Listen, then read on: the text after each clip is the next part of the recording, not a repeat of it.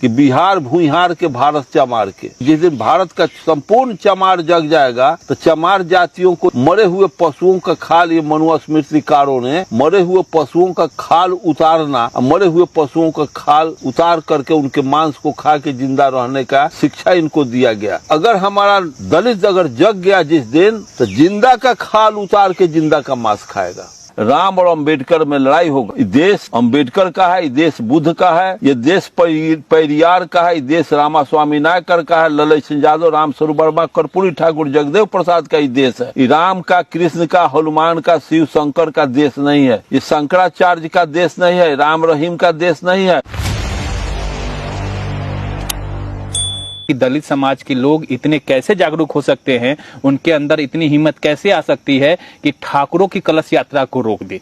तो सर, ये सारी चीजें वहां पे हुई है, आप इसे कैसे देखते हैं कि दलित समाज ने ठाकुरों की कलश यात्रा को रोक दी? कुछ लोग इसको भारी जीत बता रहे हैं, काफी लोग इस पे कह रहे हैं कि ये हुई सामाजिक न्याय की बात, लोगों में सम्मान की भावना जगी है, इसलिए इतनी बड़ी क्रांतिकारी कदम उठी है।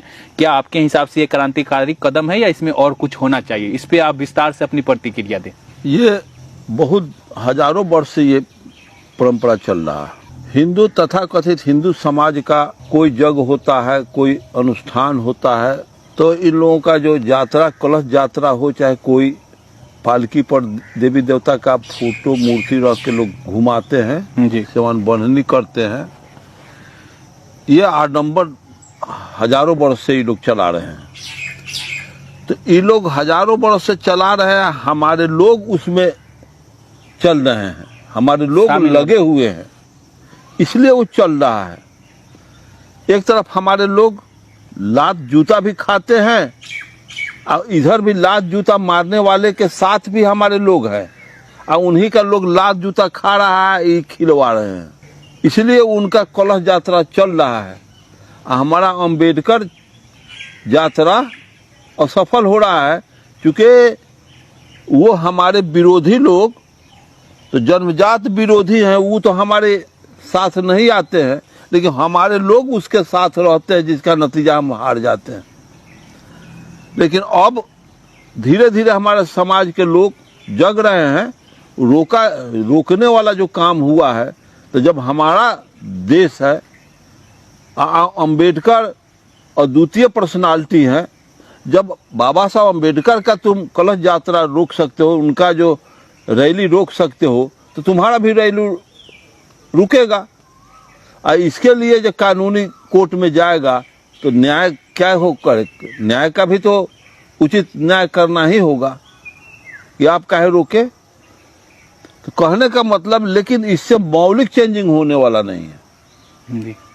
दलित पिछड़े लोग पहले अपना गोल करना चाहते हैं, अपने समाज का हजारों वर्ष से इतिहास जो कलंकित हुआ है, इसको जिंदा करने के लिए, इसको पुनः स्थापित करने के लिए ये भेग वाला काम इनको नहीं करना चाहिए। हमारे समाज को एक ही काम करना चाहिए कि समाज को गोलबंद करते रहे, समाज को शिक्षित करते रहे, संगठित करते रहे, और उनके खेमा में जो हमारे समाज के लोग गए हैं, वो अपने खेमा में पुनः वापस आ जाए। यही उनके हार का सबसे बेहतर सॉल्यूशन होगा। जब हमारे लोग उनके कलश यात्रा में, सवर्णों के कलश यात्रा में नहीं हमारे लोग जाएंगे, तो उनका कलश यात्रा फ्लॉप हो जाएगा, फेल हो जाएगा, और तब हमारा अंबेडकर चर्चा दौड़ने लगेगा। इसके लिए हमें जागरूक होना होगा, हमारे समाज के लोगों को जागरूक करना होगा, क्योंकि हमारी आज़ादी उनके साथ न थी है। हमारा कितना हूँ अंबेडकर विद्वान थे,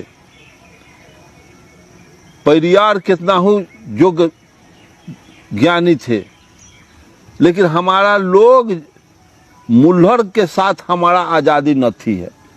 जो उसके साथ सवर्णों के साथ जो दलाली कर रहे हैं, उसके साथ हमारा, क्योंकि मैक्सिमम हमारा समाज, बहुमत समाज उसी के दलाली में पीढ़ी दर पीढ़ी से लगा हुआ, क्योंकि हमारी आज़ादी हम दलालवे के साथ न थी है। जब तक वो हमारा रिटर्न नहीं आएगा, क्योंकि ताकत हमारा, उसका ताकत हमारे लोग बना हुआ, जिस दिन हमारा लोग हम रिटर्न करवा लेंगे समझा बुझा करके कि तुम अपने वर्ग दुश्मन के साथ जा रहे हो, तुम अपना दुश्मन का झंडा फहरा रहे हो, अपना दुश्मन का कलश यात्रा तुम निकाल रहे हो, अपना यात्रा तुम नहीं निकाल रहे हो, तुम्हारा सही चीज निकलने नहीं दे रहा है और तुम उसका गलत चीज लेके ढो रहे हो, इसलिए तुम हार रहे हो, तुम गुलाम बन के हो। आजादी का सांस तब तुम्हें मिलेगा कि जब तुम्हारा सत दौड़ने लगेगा। जी सर, अभी सामाजिक परिवेश को देखा जाए तो दलित समाज अगर अच्छा कपड़ा पहन ले रहा है तो उसके लिए पीटा जा रहा है, मूछ रख ले रहा है तो उसके लिए पीटा जा रहा है, अगर आप बुलेट पर चढ़ रहे हैं, दलित समाज से हैं, तो आपको उसके लिए भी पीटा जाएगा, और मतलब और बहुत सारी चीजों के लिए दलित समाज को पीटा जा रहा है।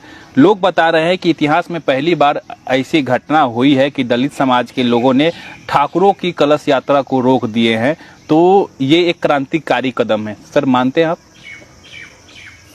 कि कुछ बदलाव हो रही है और ये सही किया गया? बिल्कुल बिल्कुल। ठाकुरों का जो पीढ़ी दर पीढ़ी से जो वर्चस्व चल रहा था, जो बूझते थे कि हमारा एकदम कोई डनेर नहीं, हमारा कोई बहादुर, हमारे रथ को, हमारे घोड़ा को कोई रोकने वाला नहीं, कम से कम हमारा समाज तो अब रोकने के लिए तैयार हो रहा है। जागरूकता का ये द्योतक है, जागरूकता का परिचायक है कि हमारे समाज में जागरूकता बढ़ी है, हमारे समाज में ज्ञान, हमारा समाज कुछ पहले से जगा है, इसका एथी है। और इसके बाद हम कहना चाहते हैं कि जिस दिन हमारा समाज, एक कहावत है कि बिहार भूइहार के भारत चमार के, बिहार भूइहार के भारत चमार के, जिस दिन भारत का संपूर्ण चमार जग जाएगा तो चमार जातियों को जिंदा मरे हुए पशुओं का खाल, ये मनुस्मृतिकारों ने मरे हुए पशुओं का खाल उतारना, मरे हुए पशुओं का खाल उतार करके उनके मांस को खा के जिंदा रहने का शिक्षा इनको दिया गया। अगर हमारा दलित अगर जग गया जिस दिन, तो जिंदा का खाल उतार के जिंदा का मांस खाएगा। आइए, इसी तरफ ये समाज बढ़ रहा है। ये लोग जो डिस्टर्ब कर रहे हैं, तो जब इनको इतिहास का जानकारी नहीं है, 10% वाले लोग बूझते क्या हैं कि हम 90% पर एकदम परंपरा से आ रहे हैं, आते रहेंगे, वो नहीं चलेगा, क्योंकि उनके पास जानकारी, इतिहास का कोई अनुभव नहीं। सर, कुछ लोगों ने, जब वहाँ के दलित समाज के लोगों ने जब कलश यात्रा रोका था तो उनसे सवाल किया कि आप कलश यात्रा को क्यों रोक दिए, तो दलित समाज के लोगों का कहना है कि मैंने जब उनको बोला तो वो बोल रहे थे कि बाबा साहब में हमारी कोई आस्था नहीं है, बाबा साहब तुम्हारे लिए भगवान हो सकते हैं, मेरे लिए नहीं है, इसलिए हम कलश यात्रा नहीं जाने देंगे। तो दलित समाज के लोग जवाब देते हैं कि हमको भी राम में कोई आस्था नहीं है, हम भी राम को नहीं मानते। क्या इस तरह का जवाब देना उचित है? निर्विवाद सत्य है जी। सच्चाई है तो सच्चाई, सत्य को सत्य के रूप में रखना भी चाहिए। ये लोग झूठ का प्रोपेगेंडा उठाते हैं। ये सच्चाई है कि भारत में राम नहीं हुए थे, राम पैदा नहीं हुआ, और झूठी चीज को सत्य चीज से साक्षात करावे, झूठ का सत्य से लड़ावे, झूठ को सत्य से एग्जाम्पल दे, ये उचित नहीं है। झूठ कभी नहीं प्रगति में जाएगा, झूठ कभी अधिक दिन नहीं टिकेगा। सत्य के सामने झूठ को सहारा चाहिए। झूठ बिना सहारा के, बिना मतलब कि हेल्प के झूठ जिंदा नहीं, बिना पर्दा के झूठ नहीं चलता, और सत्य को बिना पर्दा के सत्य चलता है। तो डॉक्टर अंबेडकर इस धरती के, बुद्ध इस धरती के ऐतिहासिक पुरुष हैं, और राम कृष्ण या और इनके 56 करोड़ देवी देवता सब काल्पनिक चीज है, आधारहीन है, तथ्यहीन बातें हैं। इस बात में कोई दम नहीं है। अगर एग्जाम्पल दिया जाए, अंबेडकर और राम का तुलना किया जाए, बुद्ध का और राम का तुलना किया जाए, तो तुलना करने की चीजें नहीं है, तुलना करना ही धोखा होगा। बुद्ध थे, बुद्ध के पसंगा में राम जाएगा? राम तो हुए भी नहीं किया था, पसंगा 9 पसंगा में बातें कहाँ है? जी। बुद्ध सच्चाई है, राजपाट घर द्वार छोड़ करके यहाँ तक अपने जिस सिद्धांत को दिया बुद्ध, जिस मानवता का हिफाजत करने का बुद्ध संकल्प लिए, उस संकल्प को पूरा करने के लिए पूरा बाल बच्चा को पत्नी को लगा दिया। ये भी राजा परिवार के थे। कितना बड़ा साहस है, कितना बड़ा त्याग बुद्ध का, कितना बड़ा परफेक्ट ज्ञानी व्यक्ति महापुरुष। इतना इतिहास में अभी तक इनके टक्कर में इतना बड़ा त्यागी, इतना बड़ा धैर्यवान, इतना बड़ा ज्ञानी उस समय के लिए, उस समय में बुद्ध के जैसा पूरे पृथ्वी पर कोई नहीं था। उसके बाद धीरे धीरे लोग हुए, विज्ञान का आविष्कार होता गया, विज्ञान आता गया, उस हिसाब से लोग बढ़ते गए, ज्ञानी होते गए। लेकिन बुद्ध उस समय इतना ज्ञान का प्रदर्शन किए, और बाबा साहब अम्बेडकर, बुद्ध के बाद भारत की मिट्टी में इतना बड़ा विद्वान पैदा कोई नहीं हुआ जो डॉक्टर अम्बेडकर हुए। अब अम्बेडकर का तुलना राम से करना, हम देखते हैं फ्यूचर, भविष्य देखते हैं, आज नहीं तो कल झूठ और सत्य में लड़ाई होगा। सत्य का पक्षधर है अम्बेडकर, झूठ का खेमा में जाएंगे राम।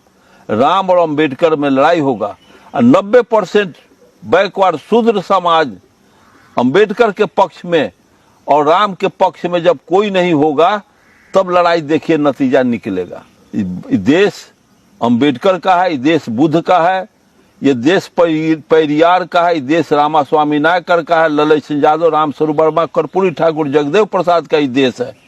ये राम का, कृष्ण का, हनुमान का, शिव शंकर का देश नहीं है। ये शंकराचार्य का देश नहीं है, राम रहीम का देश नहीं है। ये देश भगत सिंह का है।